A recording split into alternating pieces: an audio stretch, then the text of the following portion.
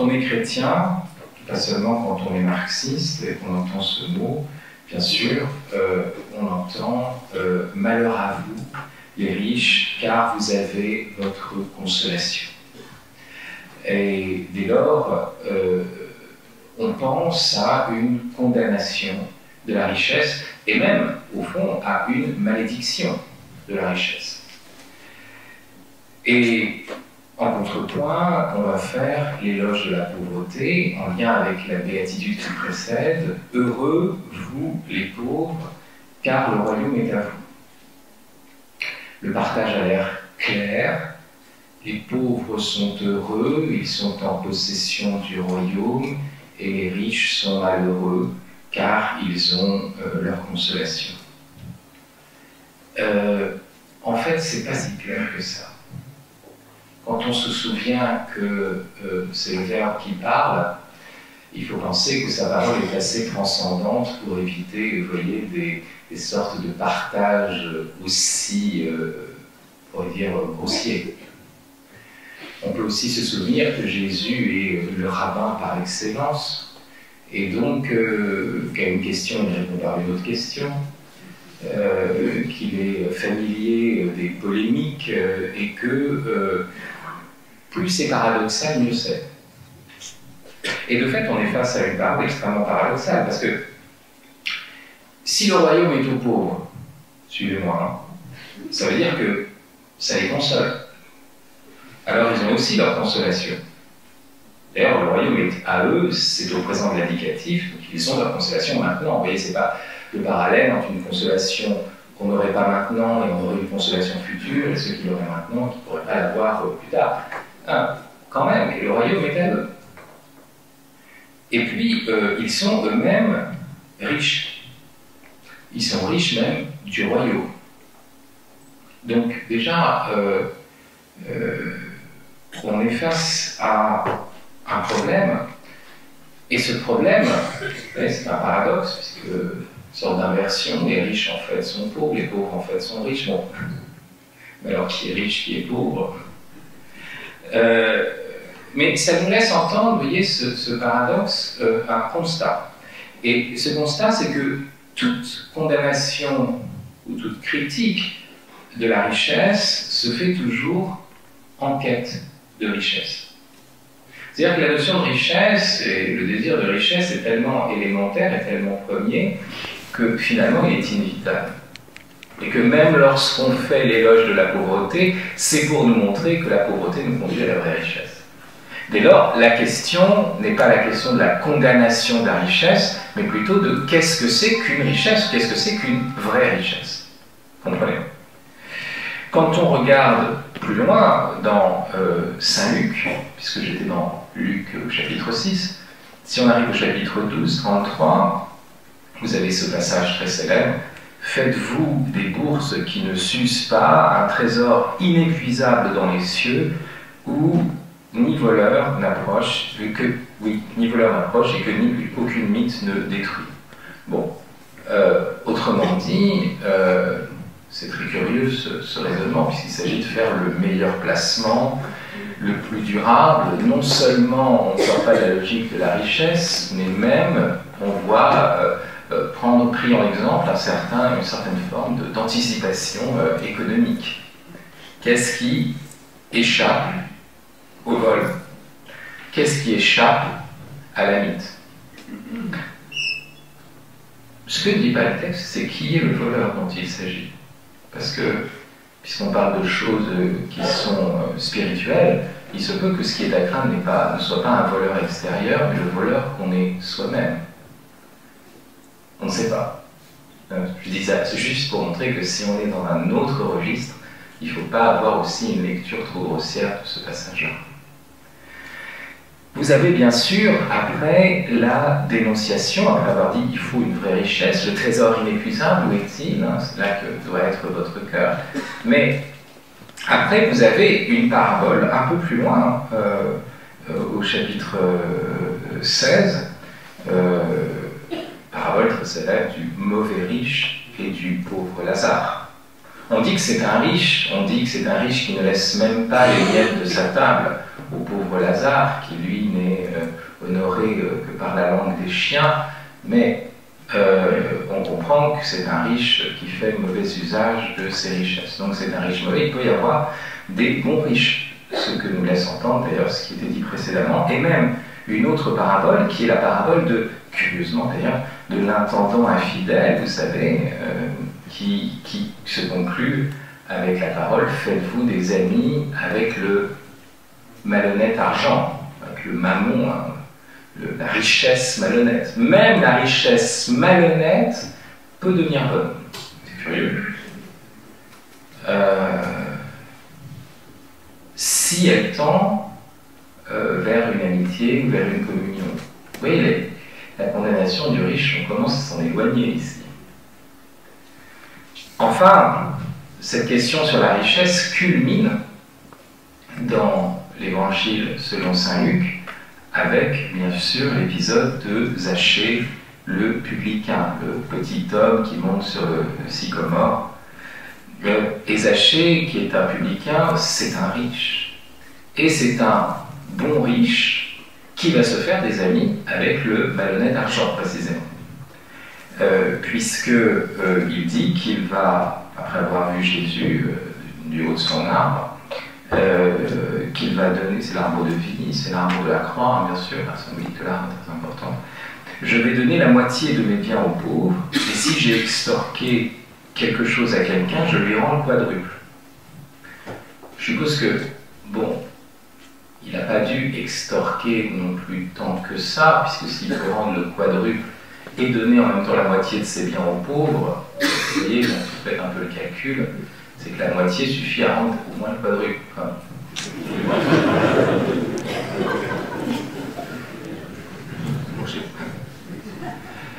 c'est vrai que j'ai fait Sciences Po, j'ai fait, ce que je n'en sais pas, j'ai fait la section économique et financière à l'époque.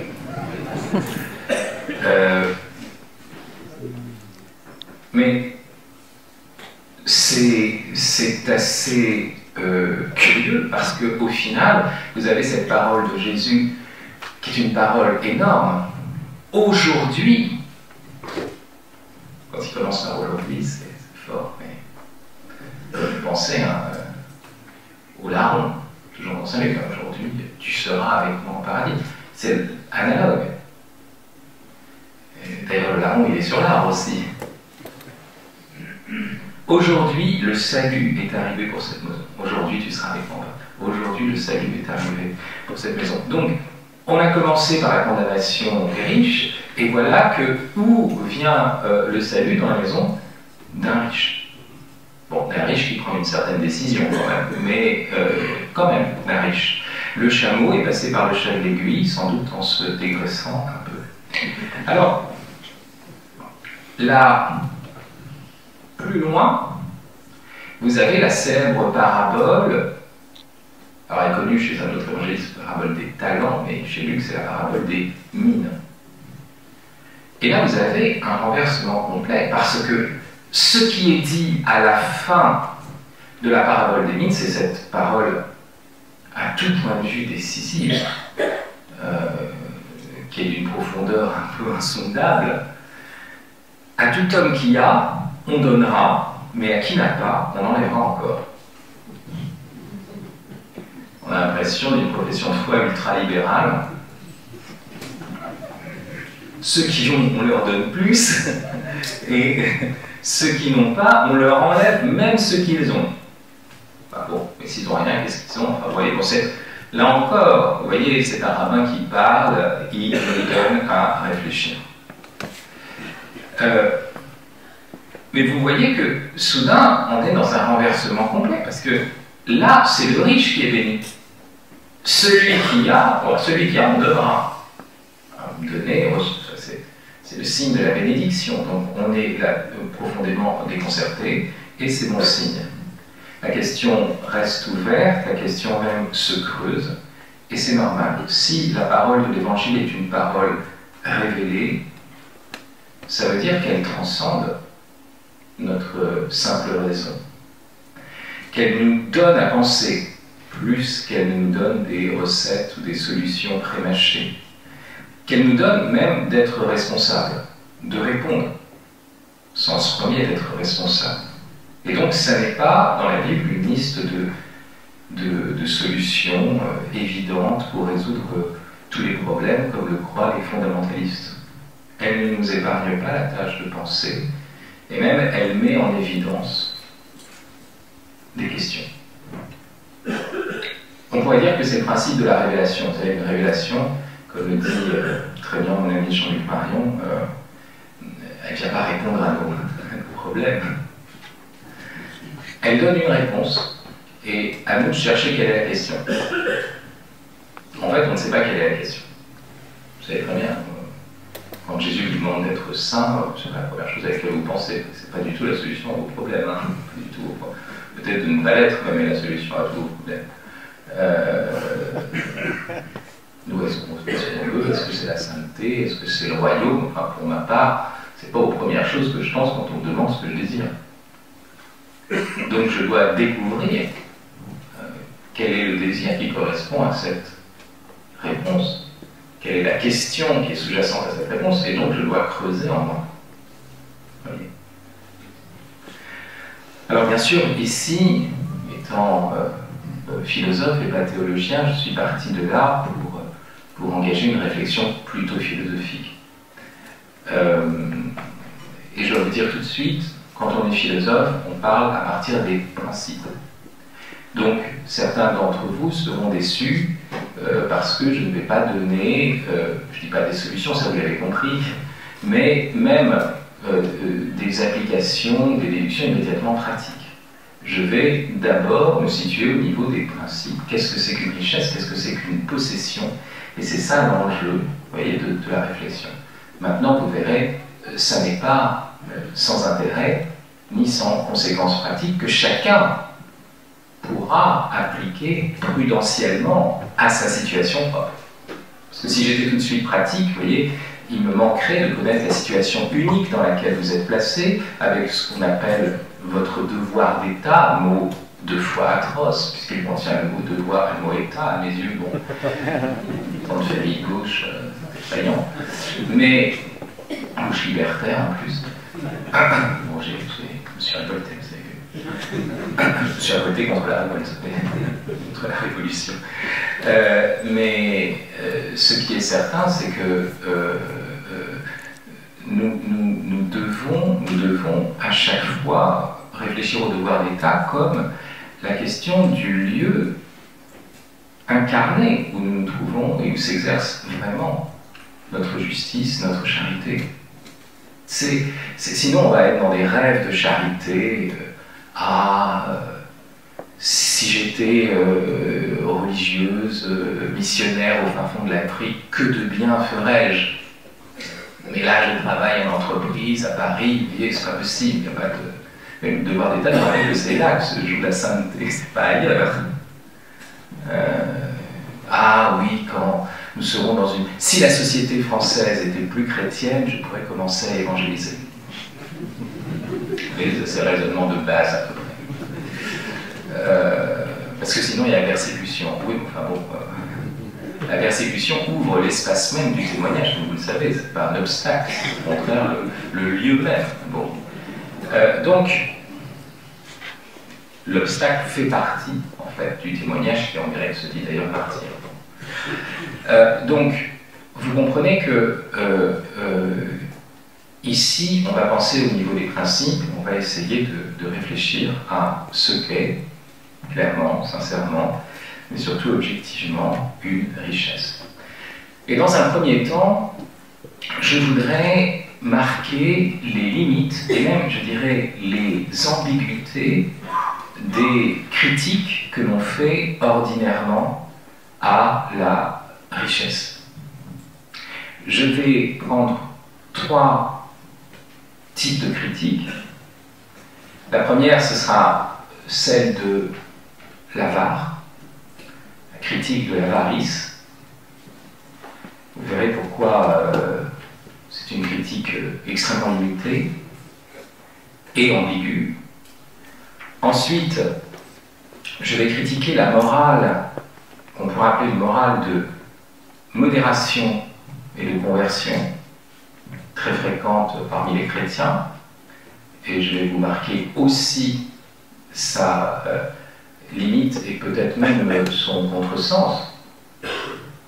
Et enfin, je vais marquer une dernière ambiguïté autour de la critique qui se fait à partir de l'opposition entre l'être et l'avoir. Grande tarte à la crème, comme vous le savez, l'être, l'avoir, il faut être, il ne faut pas avoir, etc. Bon. Bref.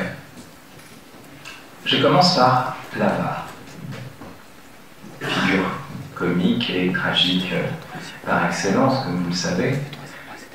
Comique chez Molière, tragique dans les familles concrètes, oui. Bon. C'est une curieuse, c'est une figure extrêmement curieuse parce que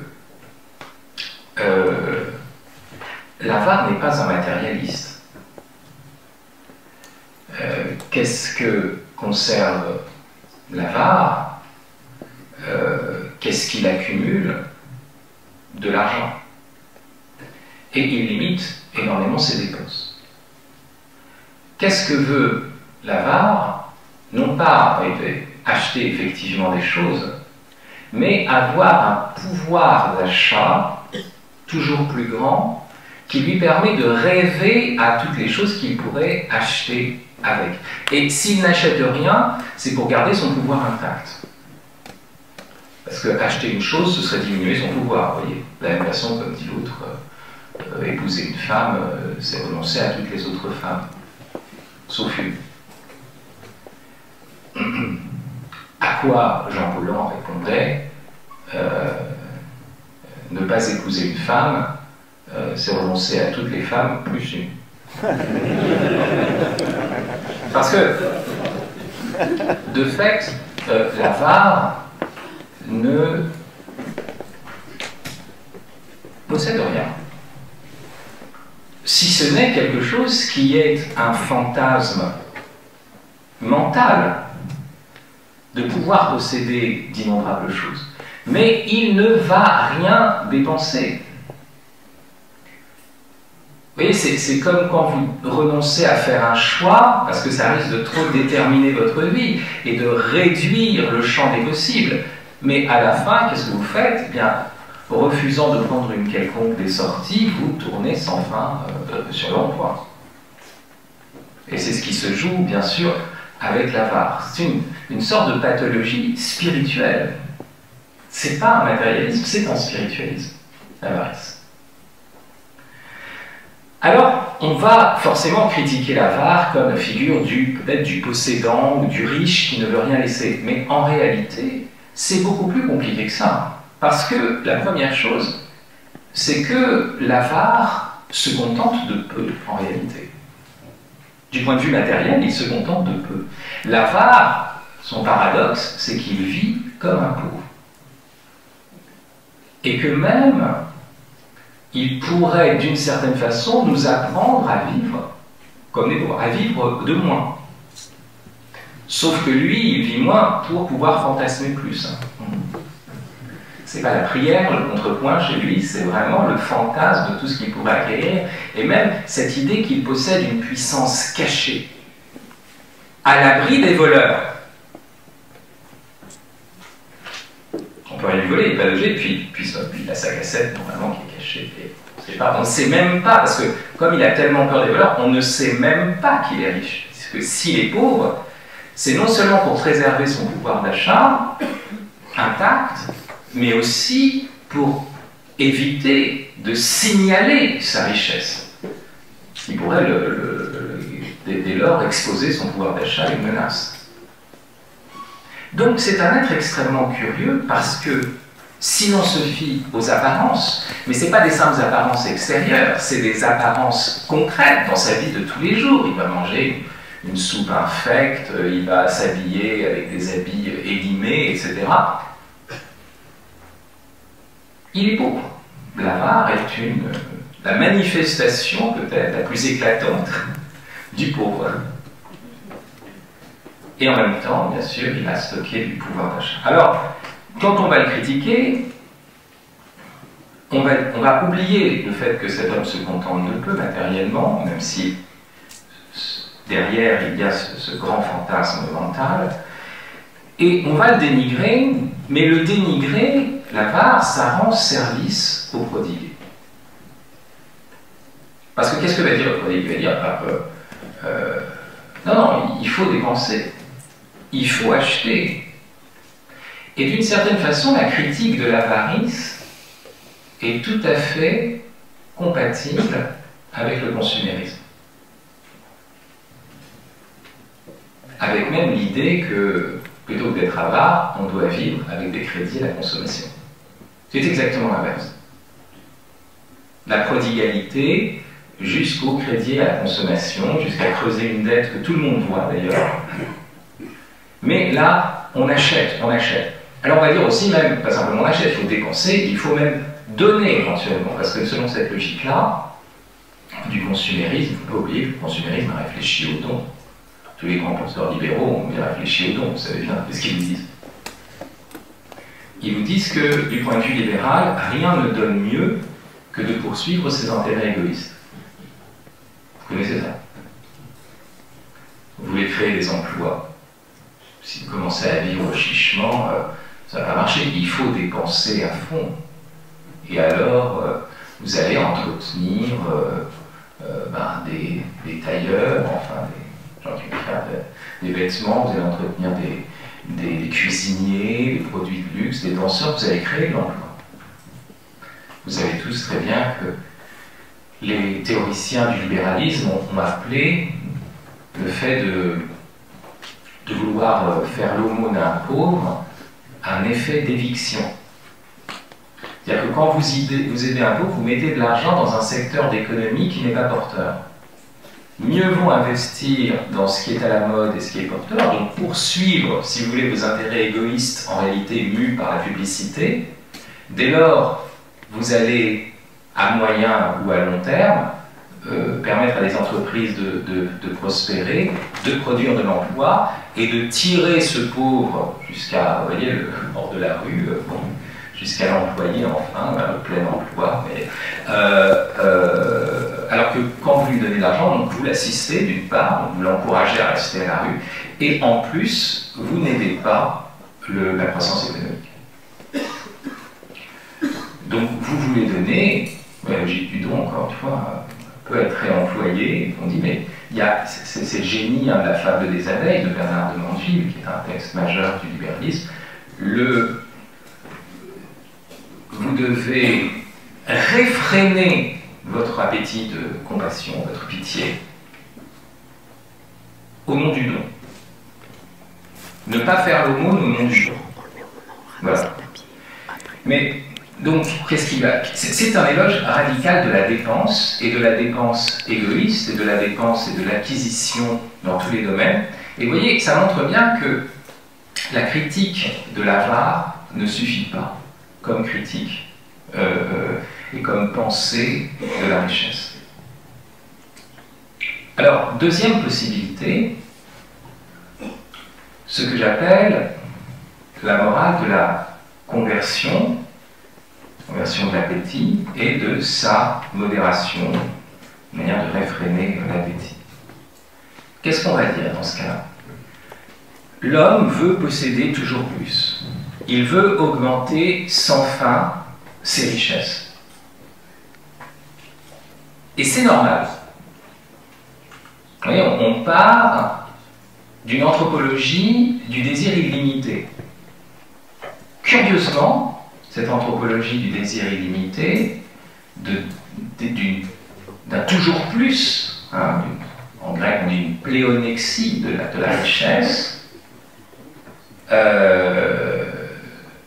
a toujours été soutenue par certains théologiens. Pourquoi? Parce que ça les arrange. Vous avez compris pourquoi? Pour vous dire, ah, tu cherches toujours plus, tu cherches l'illimité, mais en fait le véritable infini, c'est Dieu. Donc vous allez confirmer l'idée que l'homme désire posséder de manière illimitée, en fait une anthropologie d'un désir désordonné, précisément parce que ça peut servir votre apologétique. L'homme désire toujours plus, mais en fait le toujours plus, c'est Dieu. Donc l'enjeu, ça n'est pas de critiquer cet appétit, mais de le convertir, de dire, en fait, ce toujours plus se réalise en Dieu, voilà la vraie richesse, voilà la richesse absolue, etc. Classique. C'est intéressant, hein, parce que si vous pensez comme ça, vous avez peut-être dit il n'y a que Dieu qui, mais d'une certaine façon, vous avez justifié même les logiques du transhumanisme. Toujours plus. Et que ce serait en l'homme. Et ça, c'est tout à fait discutable. Mais le deuxième point, c'est qu'en plus, vous allez dire, il faut qu'il y ait cette conversion vers Dieu, vers le ciel, mais pour la terre, cet appétit, il faut le réfréner, il faut même se faire violence pour posséder moins et partager avec l'autre.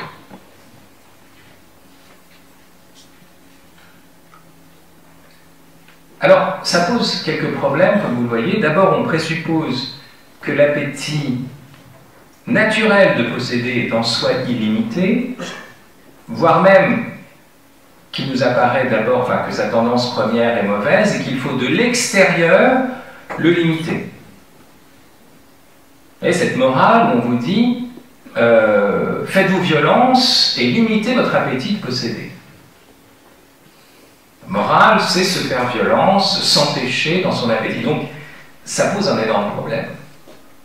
On est dans une morale que certains scientifiques de théologie morale ont appelée une morale extrinséciste. Ça veut dire que la loi morale s'impose à vous de l'extérieur, à une liberté qui elle-même cherche les limiter. Mais une morale qui s'impose de l'extérieur, vous voyez, elle apparaît toujours comme une contrainte. Alors, on compense ça en disant non, parce que l'illimité se réalise, mais en Dieu. D'accord, très bien. Mais alors, qu'en est-il de la terre? Parce que si vous réorientez l'appétit vers le ciel, vous risquez de perdre de vue la terre.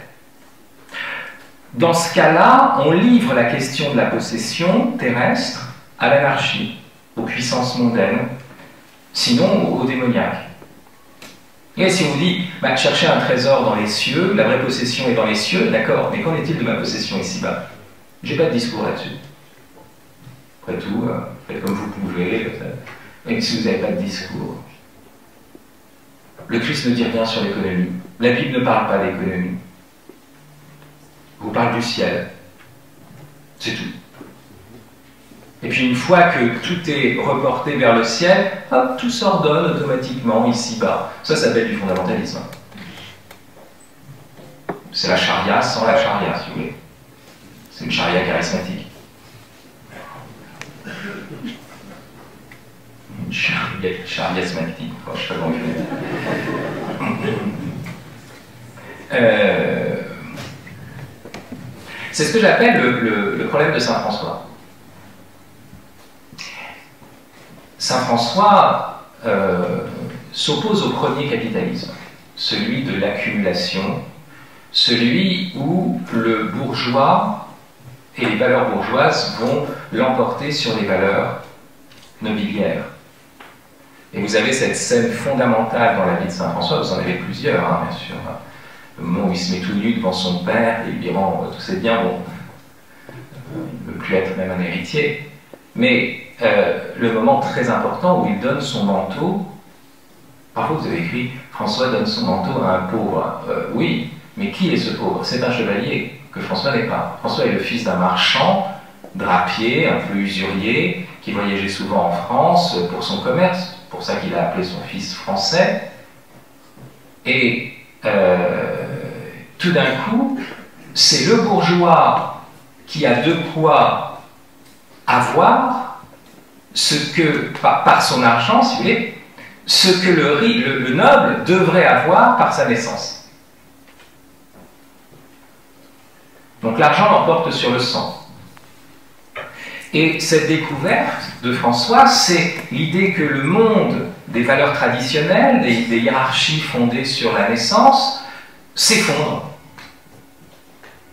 Il vit l'effondrement et l'avènement d'un nouveau monde qui est le monde du premier capitalisme, celui d'une accumulation, hein, bien sûr, et une accumulation plutôt familiale.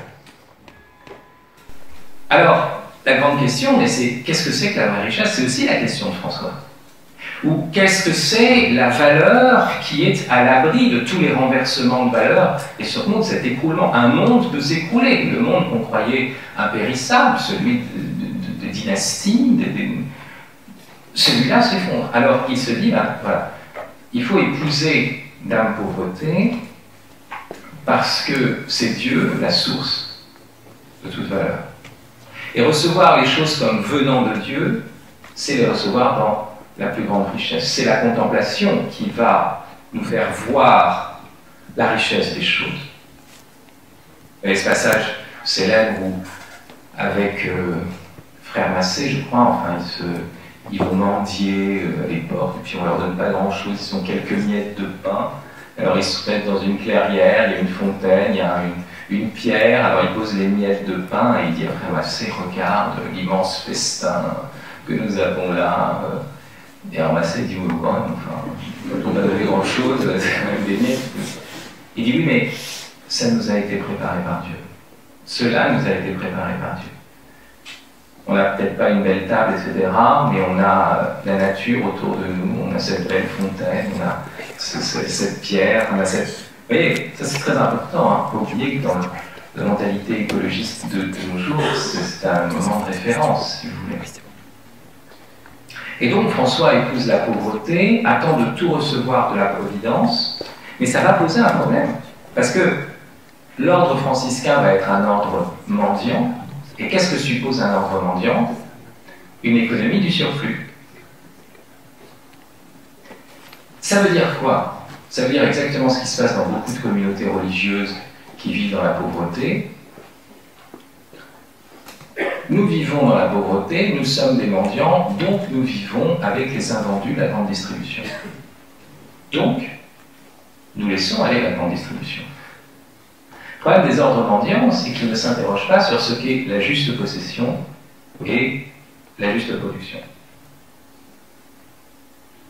Je dis toujours, pour penser l'écologie intégrale, dans ses aspects économiques, François, c'est bien, il nous donne la base, tout vient de Dieu, j'en parlerai à la fin. Mais en même temps, il ne nous permet pas de penser quelle est la juste mesure dans la production et dans la possession des richesses, dans la propriété privée, en fait. Parce que la question de la propriété privée ne se pose plus. Il faut pas cette... Et puis alors après, vous laissez tout, mais après, et donc qu'est-ce que vous allez avoir? Le capitalisme et le socialisme qui vont se battre autour de cette question de la propriété privée, parce qu'on est trop spirituel pour avoir un avis là-dessus. On s'en est détaché. Donc on néglige de penser la vraie possession et la production, et je dis toujours, peut-être que si on prend, mais tu vois, c'est pas ton Europe, Saint-Benoît ou Saint-Bernard, c'est-à-dire des modèles où la question de la production et de la possession reste une question majeure.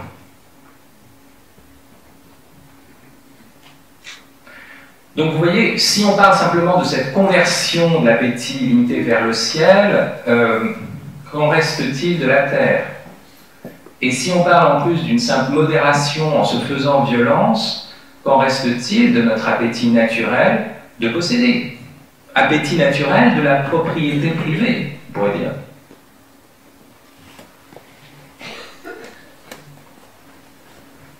Enfin, dernière modalité encore discutable, l'opposition de l'être et de l'avoir.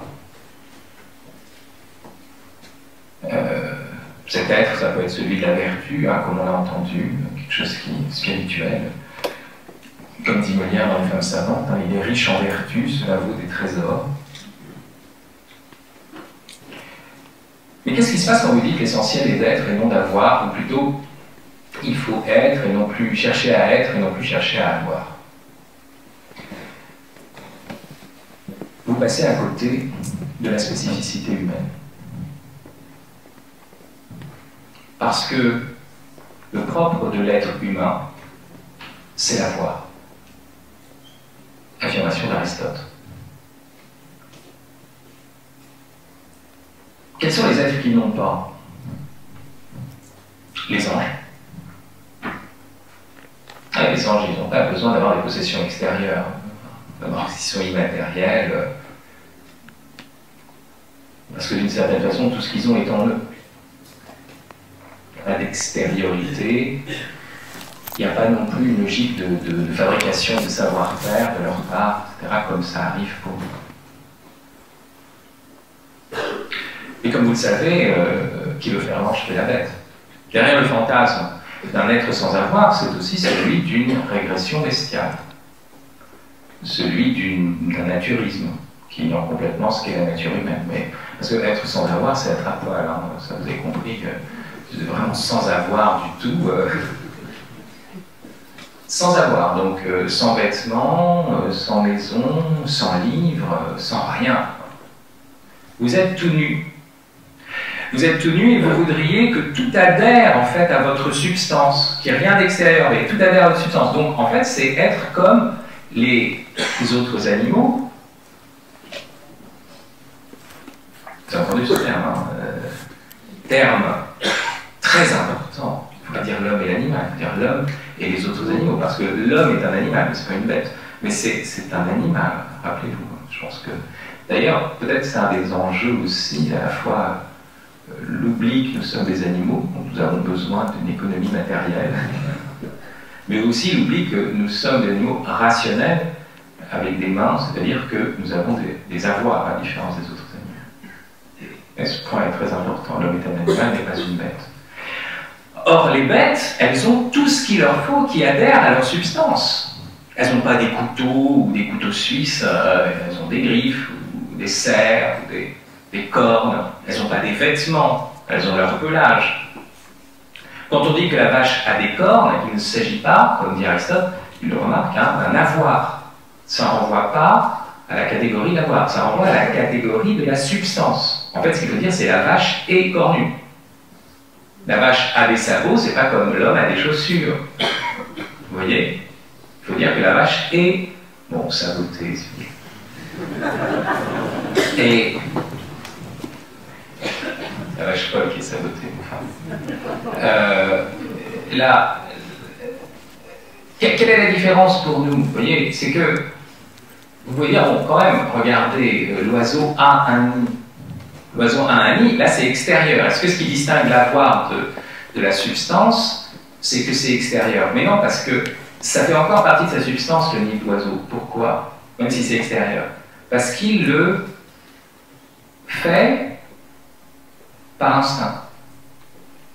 Pour qu'il y ait un avoir, il faut qu'il y ait une production de quelque chose extérieur, mais qui a été fait par décision, par délibération.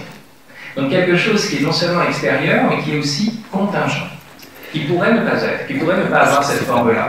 D'où d'ailleurs, par rapport à nos propres nids, toute l'histoire de l'architecture, qui nous montre qu'on peut les faire autrement. Donc ça, c'est un point fondamental. C'est-à-dire qu'au fond, derrière l'idée d'un être sans avoir, c'est récuser la spécificité humaine et c'est vouloir être comme des bêtes. Et même, on pourrait dire que quand vous faites l'apologie de l'être contre l'avoir, vous risquez, il est même fort probable, alors que vous n'y pensiez pas du tout, que vous fassiez le lit de la logique qui préside, la métaphysique qui préside au transhumanisme aussi. Au fond, le transhumanisme confond l'être et l'avoir. Qu'est-ce que c'est que l'homme? Il n'est que le résultat de ses productions techniques, technologiques, etc. Donc, la technologie peut le modifier à sa guise. Il n'a pas comme tel d'être. C'est son avoir qui produit son être, si vous voulez, et sa technique qui produit sa nature. D'accord. Confusion des deux. Et on pourrait dire que le transhumanisme refuse d'abord l'être de l'homme, mais en vérité, il refuse aussi l'avoir humain. L'avoir est le propre de l'homme, donc quand vous refusez l'être de l'homme, vous refusez aussi ce qu'est vraiment un avoir. C'est notre question, qu'est-ce que c'est qu'un véritable avoir? Qu'est-ce qu'il veut?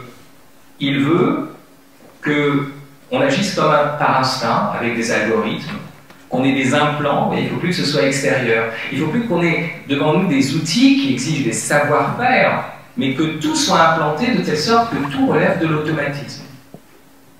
Et là encore, vous voyez, c'est la perte, en même temps que de l'être humain, la perte de ce qu'est un véritable avoir humain, qui suppose une extériorité, un savoir-faire, le rapport à des outils, vous comprenez, à des instruments.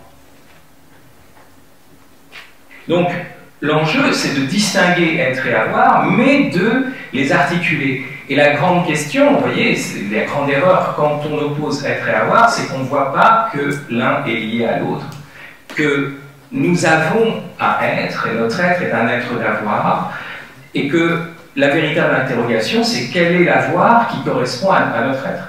Quelle est la vraie richesse? Quel est l'avoir qui déploie notre être? Quel est l'avoir qui révèle notre être? Puisque, comme vous le savez aussi, c'est par les accidents, excusez-moi, pour ceux qui ont fait un peu d'aristotélisme, vous voyez, ça se fait, que se manifeste la substance. Vous voyez, pourquoi est-ce que j'arrive, enfin j'ose l'espérer encore, à voir dans les prêtres qui sont à ça. Bon, le sacerdoce, c'est un sacrement à caractère, donc qui a imprimé quelque chose dans la substance même de l'âme. Dès lors, le premier avoir, la vie, doit manifester quelque chose qui est dans l'âme. Doit manifester, c'est pour ça que le prêtre a un habit distinctif. Et donc, vous voyez, c'est l'avoir qui va aussi manifester l'être. Vous ne pouvez pas, sans avoir... Vous savez, cette idée que l'homme sera beaucoup plus lui-même quand on le met tout nu, c'est faux. C'est au contraire à travers ses vêtements que l'homme manifeste ce qu'il est, et même intérieurement. Et qu'est-ce qu'on faisait avec les déportés quand on les mettait dans les camps de concentration? On les mettait tout nus. Et l'impression que pouvaient avoir les officiers nazis qui travaillaient à Treblinka ou à Auschwitz, c'est que, comme ça, ils devenaient des anonymes. Vous voyez, un être sans avoir, c'est un être déshumanisé. Donc la question, c'est quel est le juste avoir? Bien sûr que le vêtement peut nous voiler, bien sûr qu'il y a un maquillage qui cherche à maquiller nos crimes, mais il y a aussi une parure, il y a aussi un ornement qui sont l'ostensoir de notre être. Et sans l'ostensoir, l'hostie est perdue parmi le pain commun. Vous comprenez? Donc, cependant, c'est un problème, ce lien entre l'avoir et l'être. Ce n'est pas comme si nous savions déjà quel est notre être. Certains, vous savez, qui pensent que ça va marcher comme ça, c'est ça. On sait très bien ce qu'est la nature humaine, et après on va faire des déductions. On sait ce qu'est notre être, et à partir de là, nous pourrions déduire quel est le juste avoir de l'homme. C'est pas aussi simple que ça.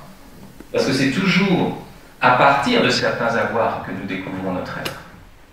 Mais le lien est tellement fort, parce que j'ai lu tel livre, parce que j'ai fait telle rencontre, parce que j'ai telle tradition peut-être vestimentaire qui met en valeur ceci ou cela. Donc,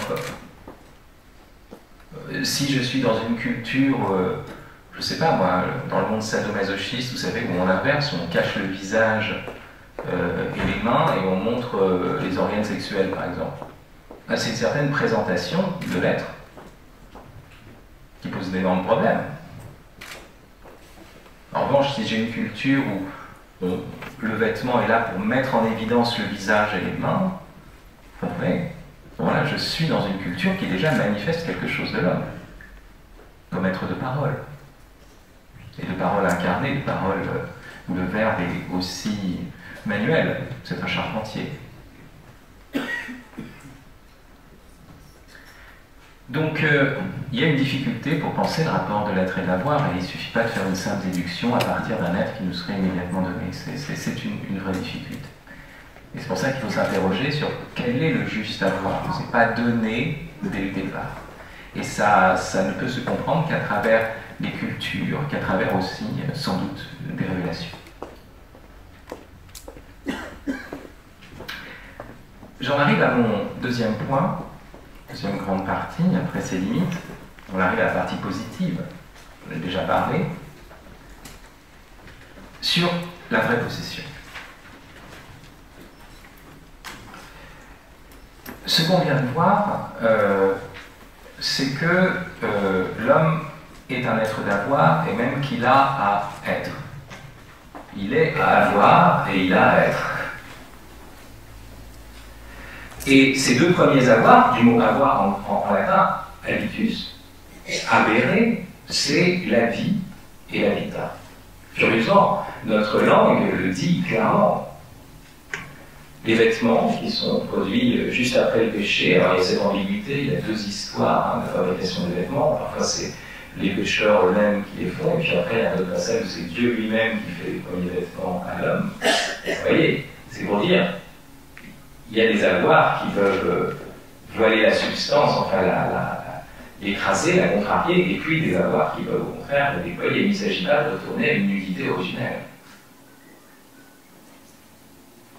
Et puis, la question de habiter. D'emblée, l'homme est là pour cultiver le sol, dans le récit de l'Éden. Et après, bien sûr, pour le cultiver à la sueur de son visage, en bâtissant des maisons.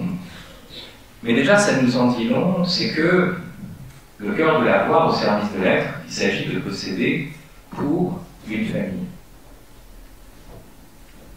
Pour vêtir, pour nourrir, enfin pour habiter. Pour habiter ensemble. Le cœur de la question de la possession, c'est la question de pouvoir habiter ensemble en subvenant aux besoins d'une famille. C'est tellement vrai que c'est le sens premier du mot économie. Oikos, c'est la maison familiale. L'économie, c'est les règles de gestion et de partage en vue du bien de la famille. Et c'est pourquoi le terme économie politique est à mes yeux, puis à mes oreilles, un cercle carré. C'est curieux parce que ce mot économie politique, on le trouve, dit-on, chez Aristote, dans le second livre des économiques. Mais on sait que ce second livre est à l'apocryphe, la différence du premier et du dernier livre. Et il y en a trois. Et justement, pour Aristote, comme l'ont montré d'autres philosophes, l'économique et le politique, c'est différent. L'économique, c'est d'abord d'assurer la subsistance de la famille. Et c'est pour ça que dans toutes les sociétés traditionnelles, et jusqu'à une période récente, la famille est le lieu principal de production. Aujourd'hui, dans la comptabilité nationale, le ménage est le lieu de la consommation. Mais ça pose un énorme problème. Ah, vous avez des cathos qui disent, vous savez, qui défendent la femme au foyer. Bon, je dis toujours, le problème, c'est pas la femme au foyer, c'est l'homme au bureau. Mais surtout, l'opposition entre foyer et bureau,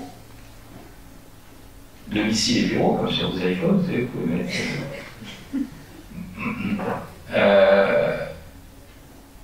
c'est une opposition liée à la révolution industrielle.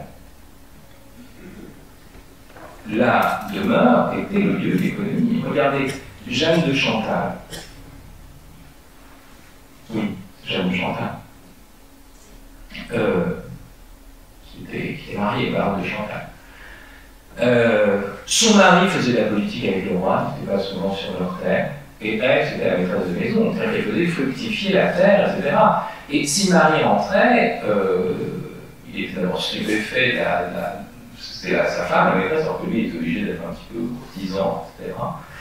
Mais à la limite, il aurait pu ne pas être avec le roi, à ce moment-là, à deux, ils auraient assuré l'économie. Donc, première chose, s'il y a un avoir à l'être, et si l'être de l'homme est essentiellement familial, alors le sens premier de l'économie, c'est un avoir qui est d'abord celui de la famille. Et c'est pour ça qu'un des enjeux fondamentaux, dans la question de l'avoir, je ne pourrais pas développer ça, c'est de restaurer aussi la famille comme lieu de production, où l'on fait des choses ensemble, où l'on produit des choses ensemble. Moi, j'ai un projet économique qui est pour le mi-temps. Et c'est vrai de travailler pour les entreprises, mais après, il y a beaucoup d'économistes contemporains qui réfléchissent à ça. Qu'est-ce qui se passe si on réduit les salaires de 20%, mais on réduit le temps de travail de 40%? Et c'est une réflexion comme ça qu'est-ce que ça fait comme bien général à la prospérité nationale. Et là, on a des résultats étonnants. Mais si vous ne faites rien ensemble, c'est le problème du salarié consommateur, et vous ne faites rien, la famille n'est qu'un lieu de consommation. Donc, il va falloir que vous ayez faire un métier à la con, c'est même plus un métier, un bullshit job, on dit aujourd'hui, c'est un terme maintenant sociologique. Hein. David Graham a écrit un livre qui s'appelle Bullshit Jobs, un grand sociologue australien, pour avoir l'argent qui nous permet de payer la babysitter, qui elle-même gagne de l'argent pour faire garder ses propres enfants d'ailleurs.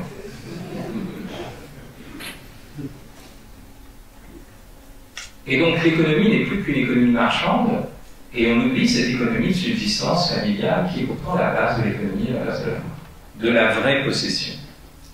Parce qu'à la fin, vous courez après vous voyez, des tas de choses, et vous imaginez comment ça se passe. C'est-à-dire que vous allez travailler plus pour votre famille, mais en même temps pour augmenter la délégation éducative, productive, etc.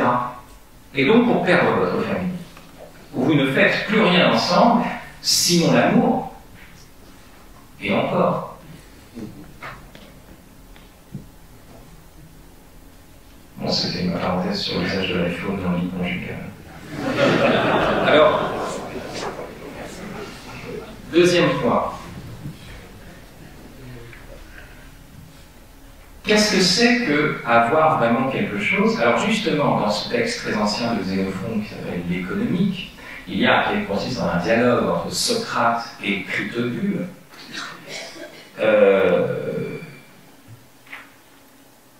Socrate pose une question très simple. Il dit, qui est celui qui possède une flûte? Est-ce que c'est celui qui l'a chez lui, comme ça, ou celui qui sait en jouer? Alors Critobule lui dit, bon, bah, de toute façon, celui qui sait en jouer, celui qui sait jouer possède mieux la flûte, il a plus la flûte que celui qui sait pas en jouer. Donc, qu'est-ce qui fonde l'avoir? C'est l'usage. C'est pas le titre de propriété, c'est l'usage. Si vous arrivez à user d'une chose, et même si vous en usez, vous la possédez. Elle vous appartient, et même si vous savez jouer de la flûte, d'une certaine façon, on pourrait presque dire qu'elle fait corps avec vous. Enfin, c'est le type même de l'instrument.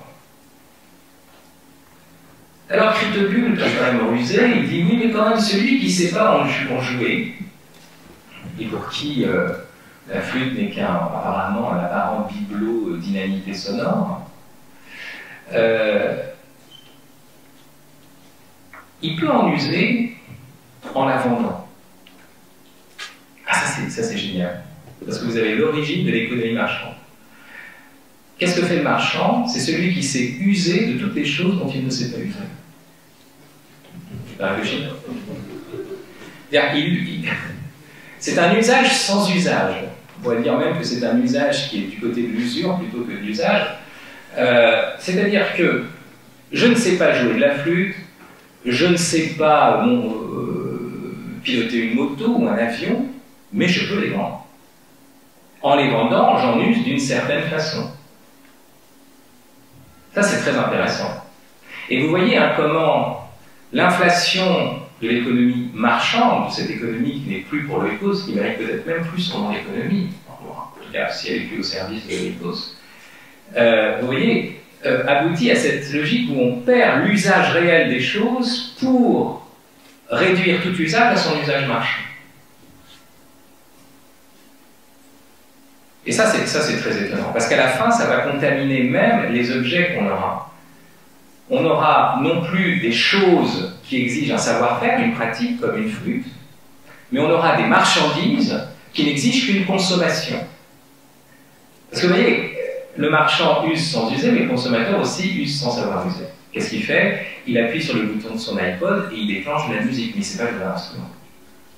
Il y a la perte du savoir-faire. Donc vous voyez, c'est cette sorte d'usage minimal du monde. Vous n'usez même pas de votre propre vie, puisque de toute façon, la vie idéale se trouve sur Netflix. Donc, c'est très intéressant de voir ça. Cette perte de l'usage De telle sorte que la consommation est le contraire de la possession. Nous consommons tellement vite les choses que nous n'avons pas le temps de les posséder. Il y a un grand philosophe, Günther Anders. Nous sommes, en fait, la consommation est une logique de la dépossession. Plus rien ne nous appartient. Et c'est pour ça d'ailleurs que la consommation n'a rien à voir avec un attachement au bien matériel. La consommation aussi est un spiritualisme, parce qu'on est détaché à l'égard des biens matériels, puisque rien ne peut devenir patrimoine. On prend, on consomme dans l'instant, on jette. Il n'y a pas de vraie possession parce qu'il n'y a pas de véritable usage des choses. Donc, si ce que j'ai vraiment, c'est uniquement ce dont je peux user, vous vous rendez compte qu'il y a beaucoup de choses qui sont chez moi, je possède le titre de propriété, mais en réalité, je n'en suis pas vraiment propriétaire parce que je n'en use pas, parce que je ne me les suis pas appropriés. C'est un des grands problèmes, vous savez, de ce grand ouvrage sur l'économie familiale, que sont les raisins de la colère de Steinbeck. Sur l'expropriation des agriculteurs, enfin de l'agriculture familiale et l'implantation, vous savez, des grandes firmes qui, avec leurs tracteurs, vous voyez, ont des millions d'arpents. Et alors, il y a un personnage à un moment qui dit, il parle d'un propriétaire qui a 1 million d'arpents. Et il dit, mais qu'est-ce qu'il peut bien foutre avec 1 million d'arpents? Parce que pour lui, vous voyez, et puis même, il dit, et là, ils font que des oranges. Il dit, mais pourquoi il fait que des oranges? Il dit, moi j'aurais 1, 2 arpents, 3 arpents, je ferai des légumes, je ferai des trucs, un peu de poule, un peu de... Parce qu'il est encore dans la logique de l'économie familiale. Mais c'est pas seulement ça, c'est qu'à la fin, ces arpents, comme il ne peut pas les travailler lui-même, qu'est-ce que ça devient? C'est plus un rapport à la terre, c'est un rapport avec des chiffres, avec des bilans comptables. Bien sûr, c'est un grand exploitant agricole, mais quel est son rapport à la terre? Il passe par des tableaux Excel. Et même à la fin, pour des questions de prix, il va devoir, et puis de distribution, il ne touchera peut-être que 7% ou moins sur ce qu'il produit, mais ensuite même, il devra peut-être détruire une partie de sa production pour maintenir les prix. Ce qui est une... Vous voyez, ce rapport où ce ne sont plus que des réalités immatérielles, des chiffres qui commandent la réalité, donc en fait, on perd le contact parce qu'on n'est plus dans la proportion, on use les choses. Il me reste quoi, 5 minutes? Bon, ça va, j'ai presque fini mon introduction.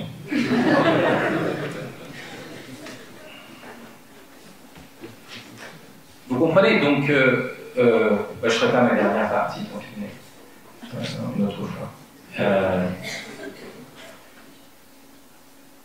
Donc, le problème, c'est que si j'ai plus que ce que je peux, ce dont je peux user, pour moi et pour les miens, avec les miens, au fond, je ne possède plus, je suis possédé. Je suis possédé et, d'une certaine façon, je suis dépossédé. Il ne faut pas s'étonner, quand quelqu'un veut devenir agriculteur, il croit qu'il va être paysan, et puis au final, qu'est-ce qu'il est? Il est tout autre chose. Il est au service d'un monde technologico-marchand qui l'éloigne complètement de la terre. Et il ne faut pas s'étonner s'il finit par se tendre.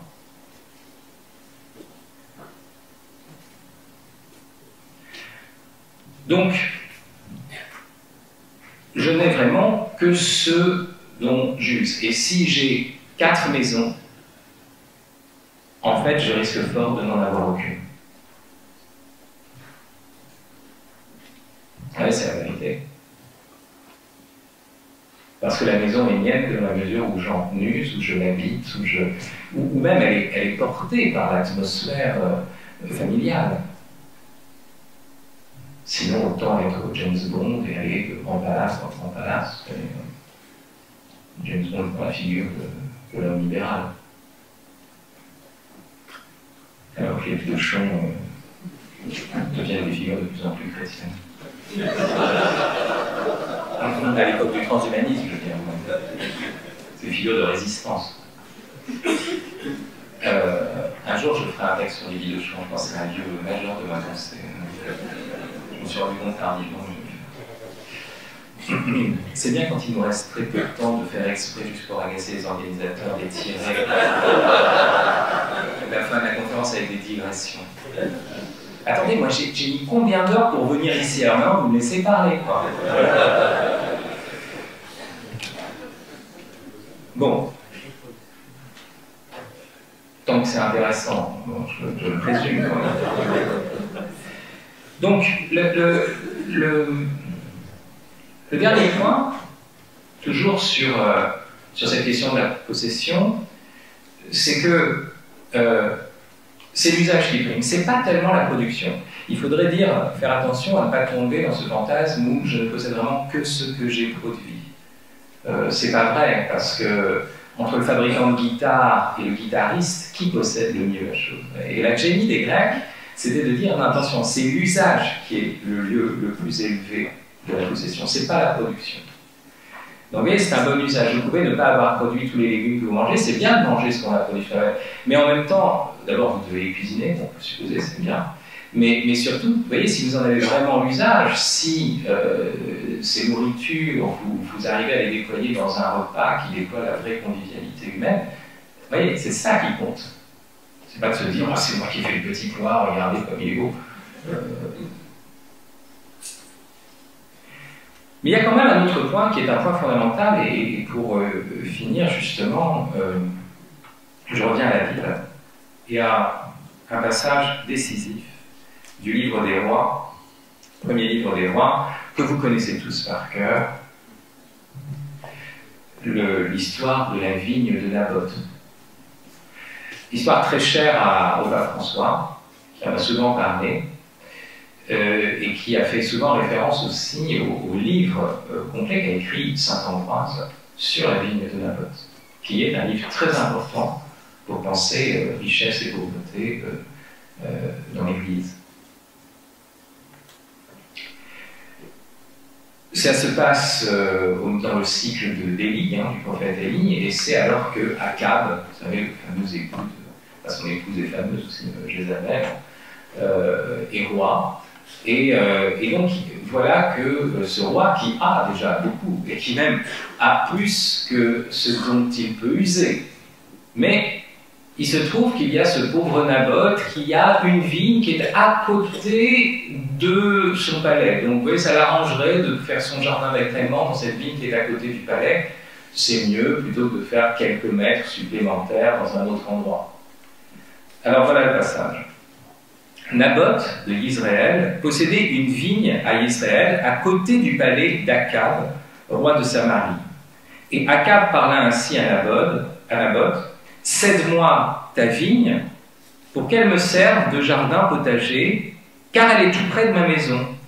Je te donnerai en échange une vigne meilleure, ou si tu préfères, je te donnerai l'argent qu'elle vaut. » Remarquez que vous pourriez dire, à partir des critères actuels,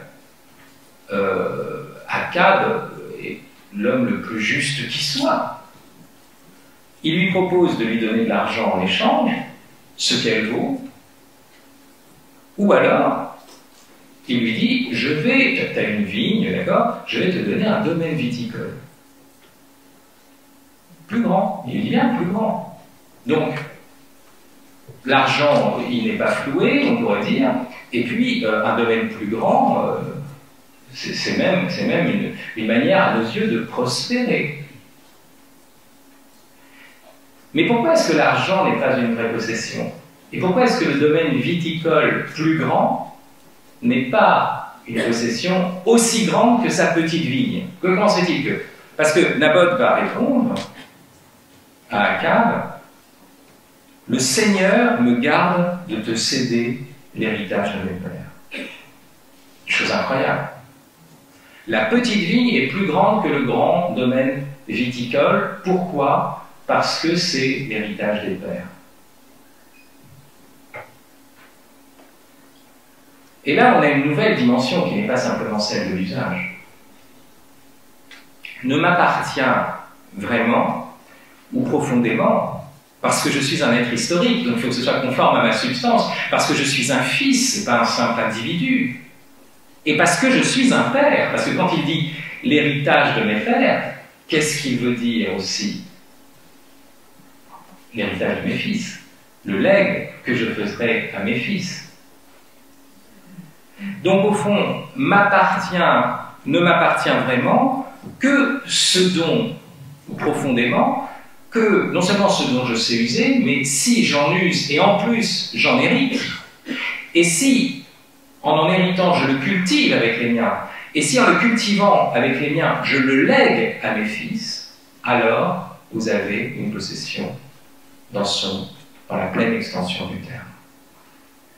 Paradoxalement, ne m'appartient que ce que j'ai reçu et que je donne en l'ayant cultivé avec les miens, pour les miens, dans l'entretemps.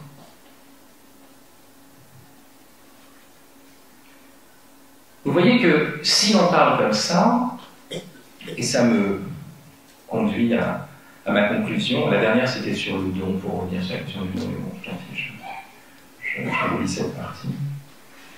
Vous en avez déjà suffisamment pour réfléchir, parce que je dis des choses très simples. Déjà, on sort d'une morale où on vous explique de l'extérieur. Ah, attention, votre appétit de posséder, c'est pas bien de posséder trop. Mais en fait, ce que l'on dit là, c'est que si c'est trop, c'est pas posséder justement. C'est que si vous voulez vraiment posséder, il faut que ce soit à votre mesure. On pourrait dire que le riche est celui qui a plus que les autres. Forcément, parce qu'on le distingue des autres par ce terme-là. Mais qu'est-ce que ça veut dire qu'il a plus? Est-ce que ça veut dire qu'il a plus qu'il ne lui en faut? Auquel cas, il ne posséderait plus vraiment, parce qu'il serait dans la dispersion d'un grand nombre de choses dont il n'a pas l'usage. Comme dans les contes, vous savez, où tout d'un coup vous héritez d'une fortune énorme, et puis vous avez fait le vœu d'être très riche. Puis vous vous rendez compte qu'il faut la gérer, cette fortune, et que vous n'arrivez même plus à faire ce que vous arriviez à faire dans votre vie quotidienne, et que tout vous échappe. Oui, si c'est ça, à ce moment-là, le riche devient le pauvre. Parce que il est dans l'encombrement.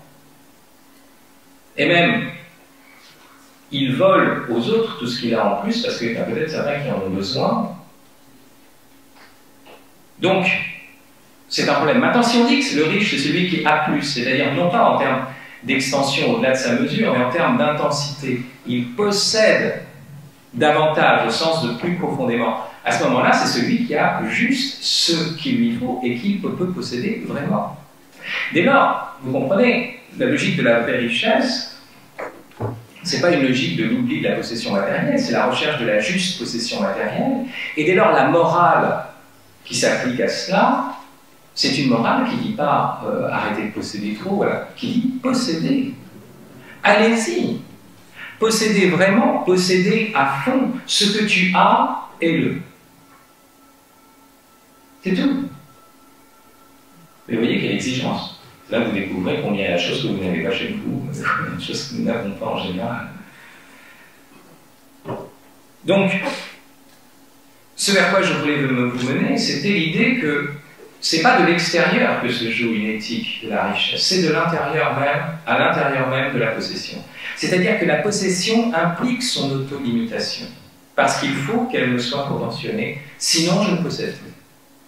Pour que je puisse m'approprier quelque chose, il faut forcément que ce soit à la mesure de ce que je peux, de ce dont j'use, de ce que j'hérite, de ce que je dois laisser en héritage. Curieusement, c'est exactement ce qui se joue lorsque nous prions le Notre Père. Donne-nous aujourd'hui notre pain de ce jour, c'est que nous puissions justement nous approprier ce qui est à notre mesure. Pour aujourd'hui, ce qui correspond au jour. Ça correspond à la manne, hein. Vous savez, avant la manne, chacun pouvait en prendre plus, mais en fait, il n'y avait que ce qu'il pouvait consommer qui se gardait. Il n'y a pas au-delà, vous voyez, c'est à la mesure de l'usage. Parce que c'est pas que la manne limite son acquisition, c'est que la manne se donne vraiment et appelle une vraie possession. C'est le thème général de l'Ancien Testament. Si vous lisez le livre de Ruth, si vous lisez le Cantique des Cantiques, de quoi ça parle? Sinon de maintenir une économie proportionnée, de maintenir l'héritage familial, de maintenir une économie de subsistance pour des familles. Regardez le Cantique des Cantiques, souvent on l'oublie, mais ça commence avec une plainte de la bien-aimée qui dit ma vigne à moi, je ne l'avais pas gardée. Et elle est dans une sorte d'errance. Mais à la fin, qu'est-ce qu'on lit? Ce que diront les exégètes, enfin les biblistes, ceux qui publient ça, la Bible de Josiane, ils mettent dans appendice. Alors que c'est la clé. Salomon avait une vigne à Baal-Hamon, il la confia à des gardiens, et chacun devait lui remettre le prix de son fruit, 1000 cycles d'argent. Il n'y a plus de propriété domestique, mais il y a le roi qui a des grands domaines et il remet de l'argent, il y a des salariés. Et qu'est-ce qui est répondu là? Ma vigne est à moi, je l'ai sous mes yeux. À toi, Salomon, les 1000 cycles, et 200 aux gardiens de son fruit. Et c'est le refus de ça, parce que c'est la vraie possession. Ma vigne est à moi. Je ne suis pas en train d'exploiter quelque chose qui ne serait pas mien, je ne suis pas en train d'être au-delà de mon usage, comme le fait Salomon, etc.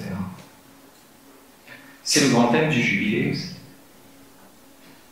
Thème du jubilé, la jubilation pour nous c'est une émotion charismatique justement, etc. Non, la jubilation c'est un acte économique.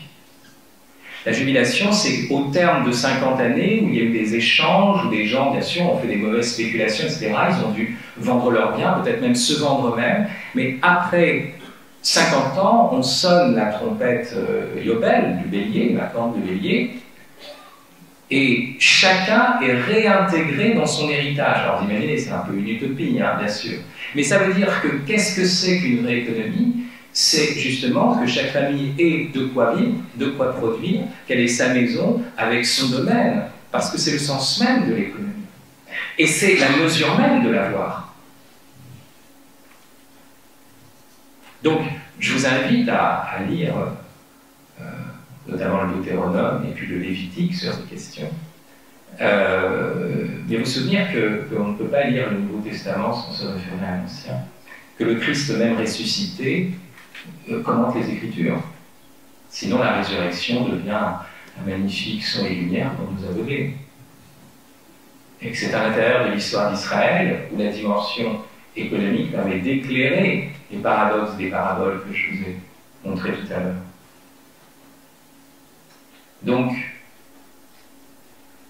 une seule morale, posséder, et posséder vraiment.